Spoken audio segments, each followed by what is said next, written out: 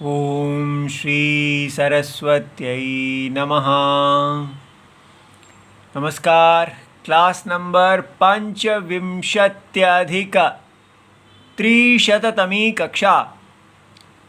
आज का विषय जो हमारा पिछले 2 कक्षाओं से चल रहा है अचो ण्यणीति 72115, उसका आज भाग 3 देखेंगे और उसमें हम उदाहरण देख रहे हैं।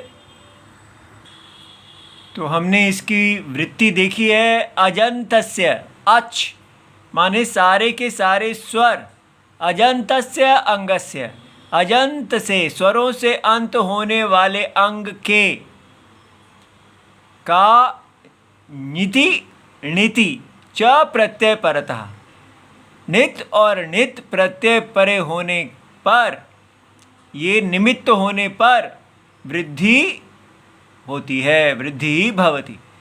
तो इसी को हम देख रहे हैं। तो अभी ये नित, इसी के ही उदाहरण चल रहे हैं। आज हम ये देखेंगे द्वौ कारौ। तो इसमें कृ विक्षेपे धातु है, फेंक देना या बिखेरना, तुदादि गण का, छठे गण का परस्मय पद, और इसका कर्म में जो बनता है कीर्यते, यहाँ अब ये कर्मणि है तो इसमें जो कर्म है उसको प्रथमा विभक्ति मिलेगी। तो कीर्यते यहाँ सहा कारहा, माने फेंका जाता है, बिखेरा जाता है जो वह कार है। तो फिर क्या चीज़ बिखेरी जाती है? तो तंडुल आदि, तो जो चावल के दाने आदि हैं वो बिखेरे जाते हैं, इसलिए उन दानों को, बीजों को कार कहते हैं। तो विक्षेप किया जाता है जो वह कार है।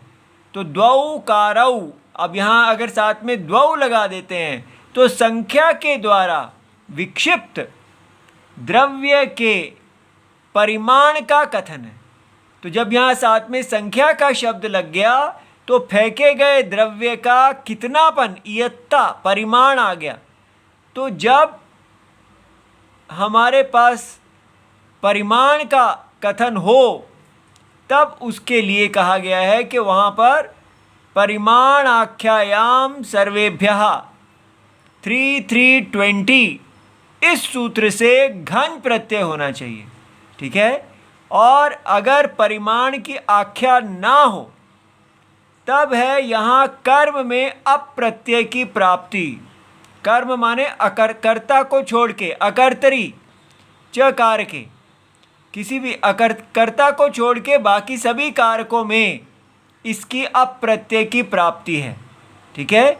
तो इसलिए ये अप्रत्यय कौन किससे आता है? ऋ दो रप 3:3:57। यह आप अष्टाध्यायी खोल के देखिए। तो अकर्तरी च कारके संज्ञायाम, ये अनुवृत्ति देखिए कहाँ से आ रही है। इसके ऊपर भावे, फिर धातु हो, ये सब देखना चाहिए, तभी समझ में आता है कैसे बनता है।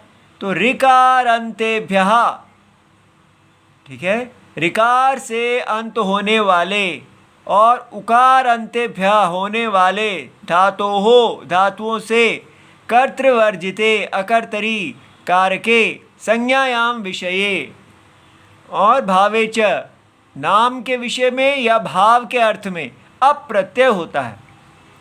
तो ऐसे अप्रत्यय होना था, लेकिन इसका अपवाद कर दिया परिमाण आख्यायाम सर्वेभ्यः। तो वही इसकी भी अनुवृत्ति है। परिमाण आख्यायाम गम्यमानायाम, जब परिमाण का कहना गम्यमान हो तो सर्वेभ्यः सभी धातुओं से घन प्रत्यय हो जाता है। तो अब यहाँ हमने घन प्रत्यय जब कर दिया तो कृ प्लस घन, तो अब ये ञित है, और ञित होने से हमारा अचो ण्यणीति जो हमारा सूत्र है उसने कहा कि अजंतस्य अंगस्य णिति णिति च प्रत्यय परतः वृद्धि भवति। तो ये इसकी अंग संज्ञा हो गई। क्यों अंग संज्ञा हो गई? क्योंकि हमने देखा है यस्मात् प्रत्यय विधि तदादि ही प्रत्यय अंगम 3:4:13। तो इसलिए इससे प्रत्यय की विधि हुई है और ये जिससे प्रत्यय की विधि हुई है वो धातु या प्रातिपदिक होता है। यहाँ धातु है और धातु जो है वो आदि में है इसके, और इसलिए और प्रत्यय बाद में परे है, इसलिए इसकी अंग संज्ञा हो गई। अब इसने वृद्धि की। घ जो है ल श कु क ख घ, ल श क्व अतद्धिते से इसकी इत संज्ञा हो गई और अ अकेला बचा। और इसने यहाँ र जो है, तो र की वृद्धि आदेच उरन रपरह। उरन रपरह सूत्र क्या कहते हैं? ऊहु स्थाने माने र के स्थान में अण प्रसज्यमान। जब भी र के स्थान में अण का आदेश होगा तो होते हुए ही रपरह वेदितव्य।